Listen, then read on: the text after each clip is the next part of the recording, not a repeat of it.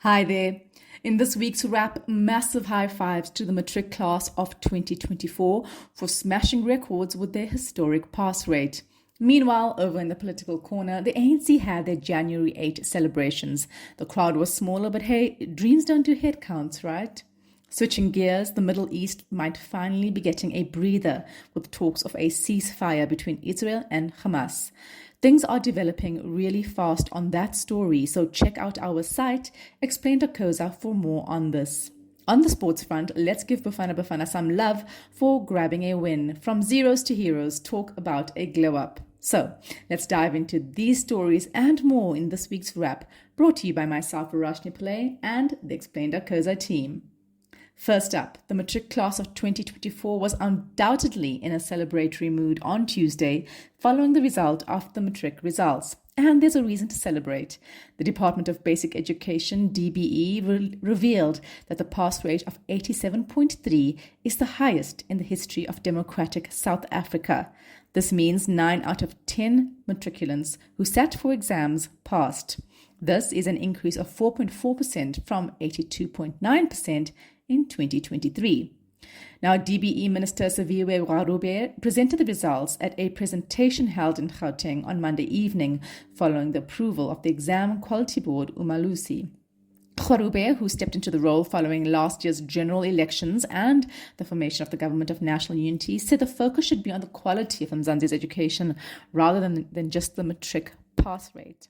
The top three provinces were the Free State with a pass rate of 91%, KZN with 89.5%, and Gauteng with 88.4%. While the DB is celebrating Independent Examination Board schools, IEB, have achieved an even bigger milestone, a 98.47% pass rate, the highest in 5 years. The IEB releases its own pass rate, which is not included in the DBE's national pass rate. Another independent board, the South African Comprehensive Assessment Institute, SAKAI, recorded a pass rate of 73.9%, a 1.9% increase from 72% in 2023. While the minister and her deputy, Regina Mahale, have welcomed the results as a sign of a strengthening and mature system, questions have been raised about whether these are the real results. Build One South Africa, led by Musi Maimane, said the actual result was 51%, considering the number of learners who dropped out or never made it to matric. Bossa accused Gharube's party, the DA, of lying and calling her announcement deceptive statistical gymnastics. As they head off to the different tertiary institutions or workplaces, and whatever the squabbles between politicians, the class of 2024 deserves a pat on the back for setting the tone of a slowly recovering South African education system. Well done. Staying with politics, a subdued ANC celebrated its 113th birthday at Mandela Park Stadium in Khayelitsha this past weekend, with President Cyril Ramaphosa delivering the annual January 8th statement. The event, which was noticeably smaller than previous celebrations, dates back to a 1972 statement by Oliver Tambo and is meant to set the political tone for the year. But if you were hoping for fresh ideas, you'd be disappointed. This sounded a lot like the ANC's greatest hits album on repeat. After a poor showing in last year's national election, the ANC lost its majority and had to form a Government of National Unity, or GNU, with its arch rival, the DA. Unsurprisingly, tensions are already showing. Ramaphosa threw shade at the DA-run Western Cape, describing it as a point of convergence between wealth and poverty, justice and injustice. Deputy President Paul Mashatile did not hold back either, accusing the DA of neglecting poorer areas like Khayelitsha and Gugulethu. This year's theme was renewal and not the ANC's dire need to rebuild its support base. Ramaphosa announced 3 priorities: creating jobs, improving government accountability, and rebuilding the ANC into a decisive ethical leader. But while the promises sound ambitious, they lack specifics, making them feel more like wishful thinking than a concrete plan. Ramaphosa also blamed anti-transformation forces and state capture forces for trying to weaken the ANC. He accused breakaway groups, read the MK Party, of pretending to be more radical than the ANC while secretly opposing transformation. Meanwhile, the ANC's internal alliances are not exactly thriving. The South African Communist Party, or SACP, has hinted at going solo in the next local elections, fed up with what it sees as exploitation under the tripartite alliance. The ANC laid out 6 priorities for the year, including tackling youth unemployment and strengthening crime-fighting efforts. While these are admirable goals, the lack of timelines or actionable steps means they risk remaining little more than lofty ambitions. It's as if the ANC is writing the same New Year's resolutions every year, but never actually hitting the gym. In sports, South African cricket is at a crossroads, grappling with moral dilemmas while simultaneously celebrating a fresh wave of talent lighting up the pitch. Let's start with the Proteas, who are prepping for their ICC Champions Trophy opener against Afghanistan in Karachi next month. But this is not just another cricket match, it's a test of values. Afghanistan's strict ban on women's and girls' participation in sport and their rights in general, enforced by the Taliban since 2021, has sparked international calls for boycott. South Africa, with its history of sport boycotts during apartheid, now faces the tough question, should we play at all? Sports Minister Gayton McKenzie thinks not. He's joining a growing chorus of voices, including British parliamentarians, arguing that engaging with Afghanistan under these conditions sends the wrong message. McKenzie said, as a man who comes from a race that was not allowed equal access to sporting opportunities during apartheid, it would be hypocritical and immoral to look the other way today when the same is being done towards women around the world. The decision, however, rests with CSA, who is treading cautiously. Its president, Rehan Richards, has called for a unified ICC response, arguing that collective action would be more impactful. It's a tightrope walk for South Africa, and February 21's match could mark a pivotal moment. Meanwhile, on the domestic front, the SA20 League is showcasing the future of South African cricket, blending youthful talent with seasoned stars. In its 3rd season, the tournament has become a launch pad for rising stars like Cape Town's Kwena Mapaka, an 18-year-old fast bowler who made his ODI debut with a bang earlier this year. Then there's Paarl Royale's Luandre Pretorius, who smashed an impressive 97 in his SA20 debut. His performance earned praise from fans and international stars alike. England captain Ben Stokes even gave him a shout-out on social media. The league's commitment to nurturing young talent is paying off. The rookie draft system has already brought several players to the fore, and initiatives like the Rising Star Award continue to spotlight under 25 players excelling on the big stage. Veterans like A.B. de Villiers and India's Dinesh Karthik have lauded the SA20's role in bridging generations, calling it vital for South African cricket's future. While the Proteas deliberate on their moral stance, their domestic league is proving that the game's next chapter is in good hands. In social media news, TikTok's fate hangs in the balance as the US edges closer to a possible nationwide ban on the wildly popular app. TikTok, owned by Chinese company ByteDance, has been accused of being a Trojan horse for Chinese surveillance, though the company denies the claims. Now, tech billionaire Elon Musk is emerging as an unlikely player in this saga. The app has faced scrutiny in the US for years, but things heated up in April last year when Congress passed a bill banning TikTok on government devices, citing national security concerns. Now, ByteDance is under pressure to either sell TikTok's US operations or face an outright ban. Enter Musk, the ever-controversial billionaire. Reports suggest Musk's X-Corp, the holding company for Twitter and other ventures, could be eyeing TikTok. Industry insiders argue the app would be a natural fit for Musk's ambition to expand his influence in the tech world, particularly in social media. TikTok could help diversify his portfolio and target a younger audience. However, the potential acquisition raises questions. Would Musk be able to navigate the complexities of TikTok's business, which depends on a blend of algorithmic magic and cultural savviness? And crucially, would this move do anything to ease concerns about user data and national security? Critics argue that simply changing ownership will not address the US's deeper concerns about data privacy. Then there's the fact that Musk's takeover of Twitter, now X, in late 2022 plunged the platform into chaos. After slashing thousands of jobs, including dissolving its Trust and Safety Council, X became a breeding ground for misinformation, spam, and hate speech. Cue an advertiser exodus, with brands like Pfizer and Volkswagen ditching the site amid concerns over moderation. X's valuation plummeted by nearly 80%, and Musk's penchant for using it to play political games and spread questionable claims has not helped. Meanwhile, TikTok's 170 million American users remain caught in the middle.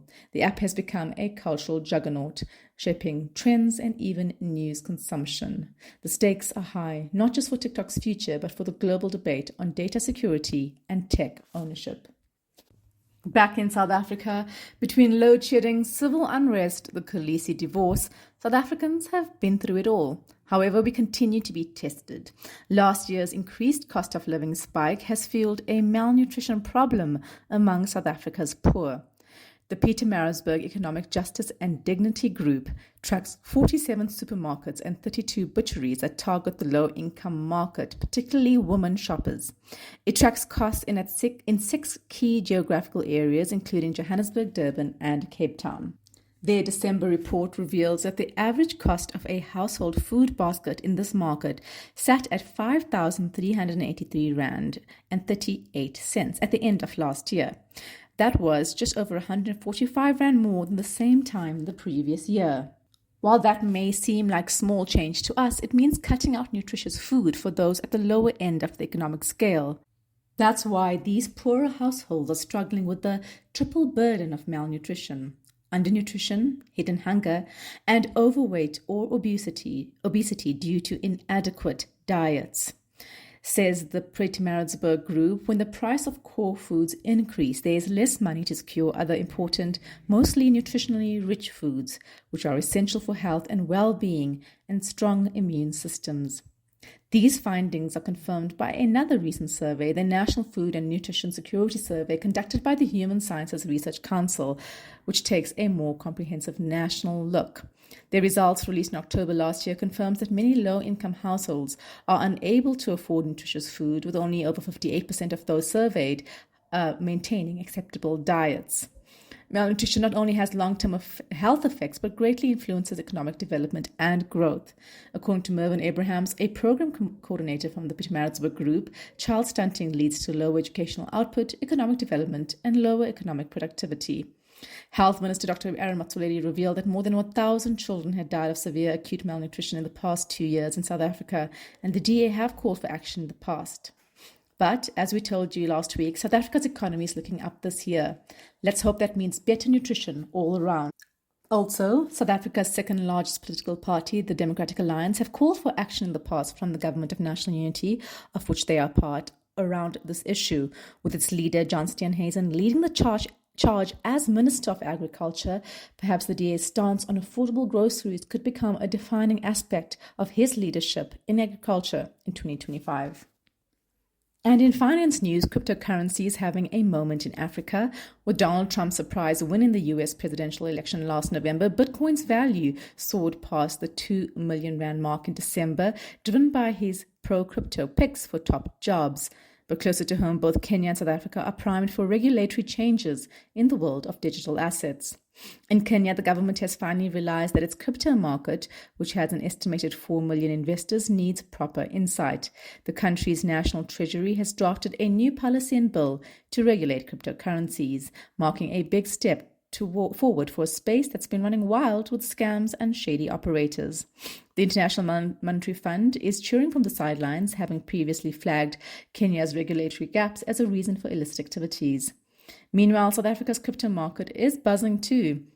The country is among the continent's leaders in blockchain adoption, but not everyone is happy with the current rules. Crypto exchanges are urging the government to ditch the ban on pension fund investments, arguing that such restrictions are holding South Africans back from tapping into Bitcoin's growth potential. Local crypto heavyweights like Afridax CEO Frank Leonet says it's time for policies to catch up with the tech. Leonette pointed out that innovations like blockchains-based asset tokenization are reshaping global markets, and South Africans should not be left behind. Regulation 28 of the Pension Funds Act was updated in 2023 to allow more flexibility for asset allocations, but cryptos are still a no-go zone. It's worth noting that South Africa has a robust financial regulatory framework that has saved us from dubious financial practices in the past, so perhaps the caution around pensions is warranted. Still, with these changes on the horizon, all eyes are on how Kenya and South Africa will shape the future of crypto regulation on the continent. Will these new rules unlock opportunities or stifle innovation? One thing's for sure, the crypto world is about to get a lot more interesting in Africa. Meanwhile, the Stilfontein crisis continues. Devastating scenes are playing out in the northwest town of Stilfontein, where rescue efforts for the thousands of artisanal miners or zamazamas who have been trapped underground since July are taking place. So far, more than 70 bodies of the miners have been retrieved from the Buffelsfontein gold mine's abandoned Shaft 11. More than 100 people have been arrested since the beginning of the operation on Monday. The rescue operations commenced on Monday after a High Court ruling on Friday ordered the state to finalize and send a service-level agreement and a letter of appointment to Mines Rescue Services so that the rescue could begin. We told you in November how the government had remained steadfast in its crackdown on illegal mining through Operation Balamgodi, a national campaign to eliminate illicit mining. The operation has seen more than 1,000 zamazamas arrested after resurfacing, leaving many others trapped underground with little access to food or water, creating a growing humanitarian crisis. And now we're seeing this play out in real time. The Democratic Alliance has called on President Cyril Ramaphosa to establish an independent commission of inquiry to investigate the tragedy. DA members of parliament and spokesperson on mineral and petroleum resources, James Lorimer, said that Ramaphosa needed to establish the commission while the situation was still ongoing and before the illegal miners and witnesses disappeared. The community of Stilfontein have accused Minister of Mineral and Petroleum Resources Gwede Mantashe and Minister of Police Senzo Mchunu of murder over the deaths of the miners.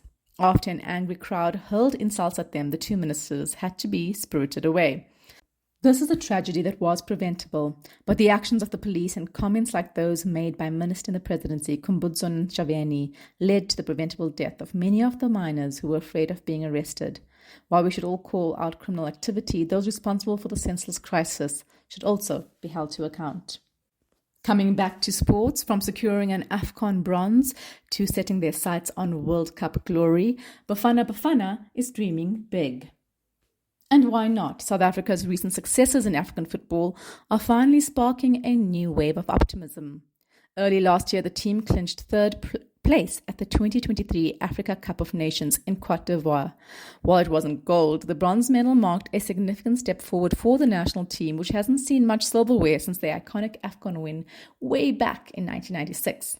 For the national coach Hugo Bruce, the Confederation of African Football Club competition experience gained by his players could be key for continued success in 2025. South African representatives in CAF competitions, Orlando Pirates, Mamelodi Sundowns, and Stellenbosch FC have been flying the South African flag with pride this season. In the Champions League, the Orlando Pirates are already through to the quarterfinals, and the Mamelodi Sundowns need just a point to book their place in the knockout rounds for the 10th time. A strong performance against Moroccan team as far at Loftus on Sunday could see South Africa boast 3 teams among Africa's top 16 clubs. In the Confederation Cup, Stellenbosch FC's debut campaign has defied the odds to secure a quarter-final spot, underscoring the rapid progress of South African football. Said coach Steve Barker, over the years we have steadily grown as a team in terms of our maturity. Playing on the continent has enhanced that. With 15 of 23 players in the AFCON squad, the CAF experience has laid a solid foundation for Bafana Bafana. The hope is to translate club success into a World Cup qualification, a dream that has eluded South Africa since hosting the tournament in 2010. But let's not get carried away. South Africa still faces stiff competition from African giants like Senegal and Morocco. Consistency will be key if Bafana hopes to convert their AFCON success into a World Cup dream. Still, for now, fans have every reason to celebrate. Could 2026 be the year South Africa finally makes its mark on football's biggest stage? That's it from us at The Wrap. Remember to share the content with your friends at explain.co.za/subscribe. Till next time, goodbye from the team.